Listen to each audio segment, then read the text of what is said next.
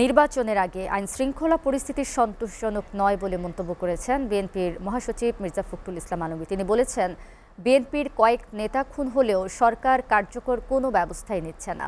আর নির্বাচন সুষ্ঠু করতে আইন শৃঙ্খলা রক্ষায় সরকারকে আরও সক্রিয় ও কৌশলী হওয়ার আহ্বান জানিয়েছেন দলটির স্থায়ী কমিটির সদস্য নজরুল ইসলাম খান। আব্দুল আহাদের প্রতিবেদন।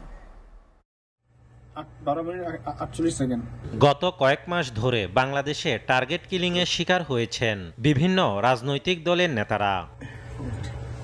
নির্বাচনের আগে দেশে বিশৃঙ্খলা সৃষ্টির জন্য এসব হত্যাকাণ্ডকে পরিকল্পিত বলে দাবি করছেন বিএনপির নীতি নির্ধারকরা। তাদের অভিযোগ, বিএনপির নেতারা খুন হলেও কার্যকর কোনো ব্যবস্থা নিচ্ছে না সরকার। যেহেতু কয়েকজনের উপর আক্রমণ হয়েছে, সেই কারণে হয়তো আমাদের বা অন্যান্য রাজনৈতিক দলেরও কিছু নেতা সেটা একটা সিকিউরিটির জন্য তারা নিতে পারে। কিন্তু আমি সেক্রেটারি জেনারেল বিএনপি, আমার কাছে কোনো ওয়েস্ট নেই।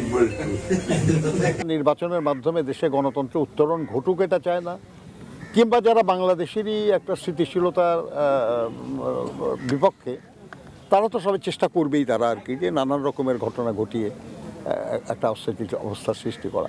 রাজধানীর জিয়া উদ্যান ও ঠাকুরগাঁয়ে আলাদা অনুষ্ঠানে দলটির সিনিয়র নেতারা জগন্নাথ বিশ্ববিদ্যালয়ের ছাত্র সংসদ নির্বাচন প্রসঙ্গে বলেন, আওয়ামী লীগ সরকারের সময় ছাত্র শিবির দলীয় পরিচয় গোপন রেখে বিশ্ববিদ্যালয়ের কার্যক্রম পরিচালনা করেছে, যা ভালো কৌশল নয়।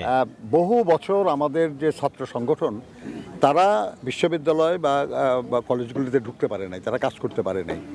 কিন্তু যে সংগঠনটা মোটামুটি ভালো এখন ফলাফল করছে, তাদের সম্পর্কে আপনারা জানেন যে তারা তাদের পরিচয় গোপন করে সরকারি দলের সঙ্গে থেকে তারা কাজ করেছে। এটার সুফলটা তারা এখন ভোগ করার চেষ্টা করছে। কিন্তু এই কৌশলটাকে আমরা কখনোই ভালো কৌশল হিসেবে মনে করি নাই। যে বিশ্ববিদ্যালয়ের নির্বাচন, এটা আপনার জাতীয় নির্বাচনে কখনোই কোনোদিনই আপনার কোনো প্রভাব ফেলেনি। আমরা আশা করি এবারে সেভাবে কোনো প্রভাব ফেলবে। গণভোট প্রসঙ্গে মির্জা ফখরুল বলেন, জাতীয় নির্বাচনের দিন গণভোট বিএনপির চাওয়া। সংস্কারের প্রয়োজনে গণভোটে না বলার সুযোগ নেই বলেও জানান মির্জা ফখরুল। একই দিনে গণভোট এবং জাতীয় সংসদ নির্বাচন চেয়েছিলাম, সেভাবেই হয়েছে। সংস্কারকে চলমান প্রক্রিয়া, সেখানে সরকার থাকবে, সেখানে না বলার তো কারণ আছে বলে আমার কাছে মনে হয়। আব্দুল আহাদ, এসটিভি, ঢাকা।